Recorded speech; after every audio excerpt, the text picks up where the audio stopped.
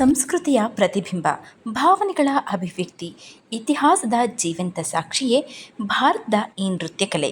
ಸಹಸ್ರಾರು ವರ್ಷಗಳ ಹಿಂದಿನಿಂದಲೂ ಲಯಬದ್ಧ ಚಲನೆ, ಕಣ್ಣಿನ ನೋಟ, ಮುದ್ರೆಗಳ ಮೂಲಕವೇ ದೈವಿಕತೆಯನ್ನು ಆಹ್ವಾನಿಸುವಂತಹ ಈ ನೃತ್ಯ ಕೇವಲ ಮನೋರಂಜನೆಯಲ್ಲ, ಅದು ಮನುಕುಲದ ಆದಿ ಸಂಸ್ಕೃತಿಯ ಗುರುತು. ಹಾಗಾಗಿ ವಿಶ್ವದ ಅತ್ಯಂತ ಹಳೆಯ ನೃತ್ಯದ ರೋಚಕ ಪಯಣವನ್ನು ತಿಳಿದುಕೊಳ್ಬೇಕು. ಯಾವುದಪ್ಪ ಅಂತಹ ನೃತ್ಯ ಅಂತ ಯೋಚನೆ ಮಾಡ್ತಾ ಇದ್ದೀರಾ? ಹಾಗಾದರೆ ವಿಡಿಯೋವನ್ನು ಎಲ್ಲ ಸ್ಕಿಪ್ ಮಾಡದೆ ಸಂಪೂರ್ಣವಾಗಿ ನೋಡಿ. ಇಡೀ ವಿಶ್ವದಲ್ಲಿಯೇ ಅತ್ಯಂತ ಹಳೆಯ ನೃತ್ಯ ಪ್ರಕಾರವಿದು.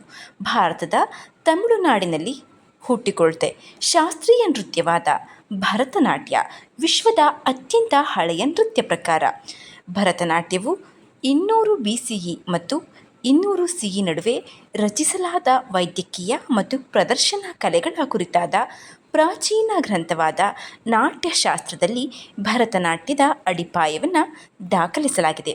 ಸ್ನೇಹಿತರೆ, ಹೌದು, ಇವತ್ತಿನ ವಿಡಿಯೋದಲ್ಲಿ ಭರತನಾಟ್ಯದ ಬಗ್ಗೆ ಸಂಪೂರ್ಣ ಮಾಹಿತಿಯನ್ನು ತಿಳಿದುಕೊಳ್ಳೋಣ. ನಮಸ್ಕಾರ ಎಲ್ಲರಿಗೂ, ಮಾನು ಮನೋಜ್ ಕನ್ನಡ ಯೂಟ್ಯೂಬ್ ಚಾನಲ್ಗೆ ಸ್ವಾಗತ.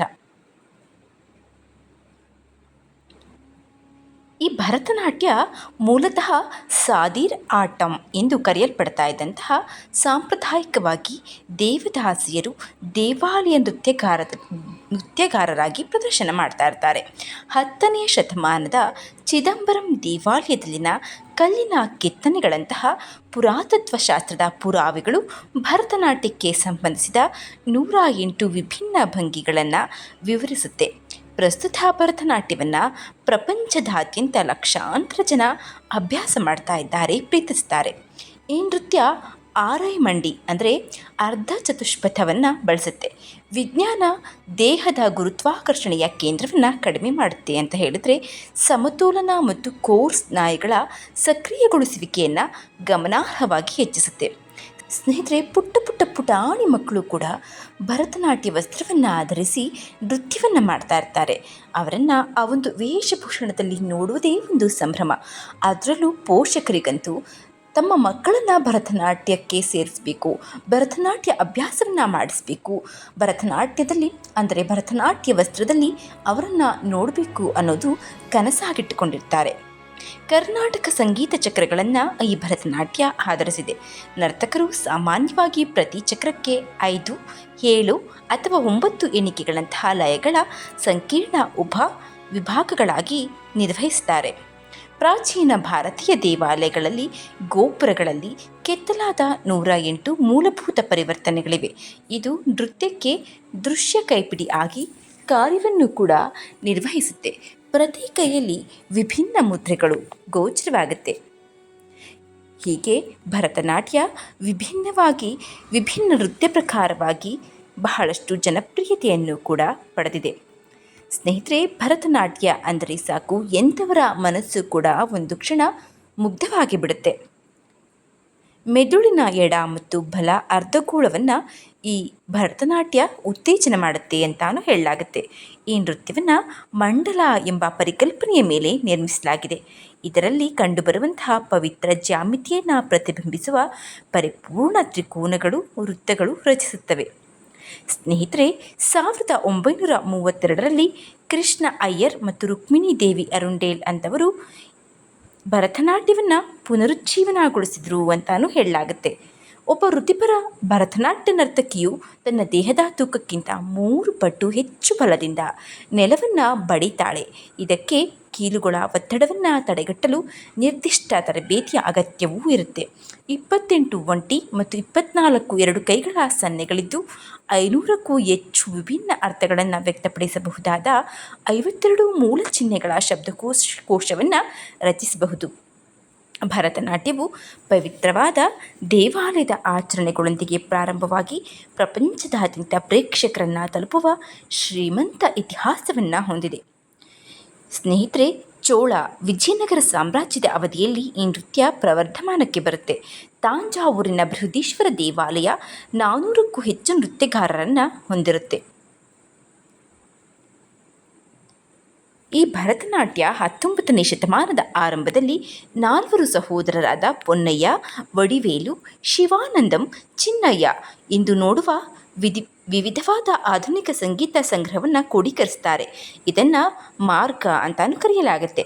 ಸ್ನೇಹಿತರೆ, ಈ ಹಿಂದೆ ಹೇಳಿದಂತೆ ರುಕ್ಮಿಣಿ ದೇವಿ ಅರುಂಡೇಲ್ರವರು ಈ ನೃತ್ಯವನ್ನು ಪರಿಷ್ಕರಿಸುತ್ತಾರೆ. ಭರತನಾಟ್ಯ ಅನ್ನೋದು ಇಂದು ಶ್ರೀಮಂತ ಕಲೆಯಾಗಿದ್ದು ಪ್ರತಿಯೊಬ್ಬರೂ ಭರತನಾಟ್ಯವನ್ನು ಆರಾಧಿಸ್ತಾರೆ. ನಟರಾಜನ ಸಂಪೂರ್ಣವಾದ ಕೃಪಾಕಟಾಕ್ಷ ಪಾತ್ರರಾಗಬೇಕು ಅಂದರೆ, ಭರತನಾಟ್ಯವನ್ನು ಒಲಿಸ್ಕೊಳ್ಬೇಕು ಅಂದರೆ ನಟರಾಜನ ಆಶೀರ್ವಾದವೂ ಬೇಕಾಗುತ್ತೆ. ಭರತನಾಟ್ಯ ತಮಿಳುನಾಡಿನಿಂದ ಉದ್ಭವಿಸಿದ ಅತ್ಯಂತ ಹಳೆಯ ಶಾಸ್ತ್ರೀಯ ಪ್ರಕಾರ. 2000 ವರ್ಷಗಳ ಇತಿಹಾಸ ಹೊಂದಿರುವಂತಹ ಇದು ಭರತ ಮುನಿಯು ನಾಟ್ಯಶಾಸ್ತ್ರವನ್ನು ಆಧರಿಸಿರುವಂತಹ ಭರತನಾಟ್ಯ. ದೇವದಾಸಿಯರು ದೇವಾಲಯಗಳಲ್ಲಿ ಪ್ರದರ್ಶಿಸಿದಂತಹ ಈ ಕಲೆ 20ನೇ ಶತಮಾನದ ಆರಂಭದಲ್ಲಿ ಅಳಿವಿನಂಚಲಿದ್ದರೂ ಕೂಡ ರುಕ್ಮಿಣಿ ದೇವಿ ಅರುಂಡೇಲ್, ಇ ಕೃಷ್ಣ ಅಯ್ಯರ್ರಂತಹ ಕಲಾವಿದರ ಪ್ರಯತ್ನದಿಂದ ಇಂದು ಪ್ರವರ್ಧಮಾನಕ್ಕೆ ಬಂದಿದೆ.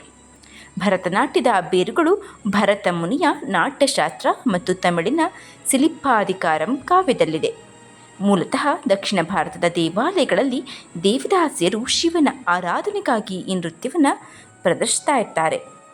ಬ್ರಿಟಿಷರ ಆಳ್ವಿಕೆಯ ಕಾಲದಲ್ಲಿ ಈ ಭರತನಾಟ್ಯ ನಿಷೇಧಕ್ಕೂ ಒಳಗಾಗುತ್ತೆ. 20ನೇ ಶತಮಾನದಲ್ಲಿ ರುಕ್ಮಿಣಿ ದೇವಿ ಅರುಂಡೇಲ್ ಅವರು ಕಲಾಕ್ಷೇತ್ರ ಅಕಾಡೆಮಿ ಸ್ಥಾಪಿಸಿ ನೃತ್ಯಕ್ಕೆ ಹೊಸ ರೂಪವನ್ನು ನೀಡಿ ಗೌರವವನ್ನು ತಂದುಕೊಡ್ತಾರೆ. ತಾಂಜಾವೂರು ಶೈಲಿ, ಕಲಾಕ್ಷೇತ್ರ ಶೈಲಿ ಹಲವಾರು ತಾಂಜಾವೂರು ಬಂಧುಗಳಿಂದ ಜನಪ್ರಿಯವಾಗಿದೆ. ಭರತನಾಟ್ಯದ ಅರ್ಥವೀಗಿದೆ. ಭರತ ಎನ್ನುವುದು ಭಾವ, ರಾಗ ಮತ್ತು ತಾಳಗಳ ಸಂಯೋಜನೆಯಾಗಿದೆ.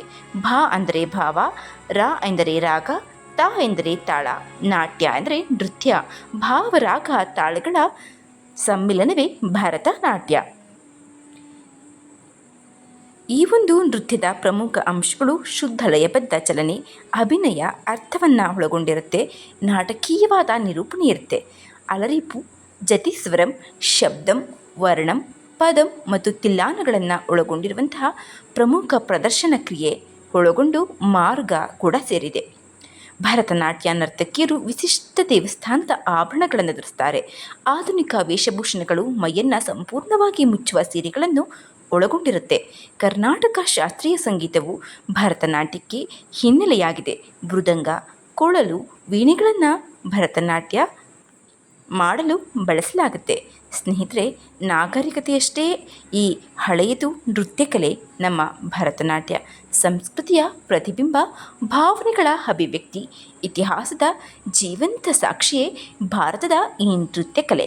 ಸ್ನೇಹಿತರೆ, ಭರತನಾಟ್ಯದ ಬಗ್ಗೆ ನಿಮಗೆ ಮಾಹಿತಿ ಇಷ್ಟವಾಗಿದ್ದರೆ ದಯವಿಟ್ಟು ಶೇರ್ ಮಾಡಿ, ಲೈಕ್ ಮಾಡಿ. ಹಾಗೆ ವಿಡಿಯೋವನ್ನು ಸಬ್ಸ್ಕ್ರೈಬ್ ಮಾಡ್ಕೊಂಡು ನೋಡ್ತಾ ಇದ್ದರೆ ಚಾನಲ್ನ ಸಬ್ಸ್ಕ್ರೈಬ್ ಮಾಡಿಕೊಂಡು ನೋಡಿ. ಮುಂದಿನ ವಿಡಿಯೋದಲ್ಲಿ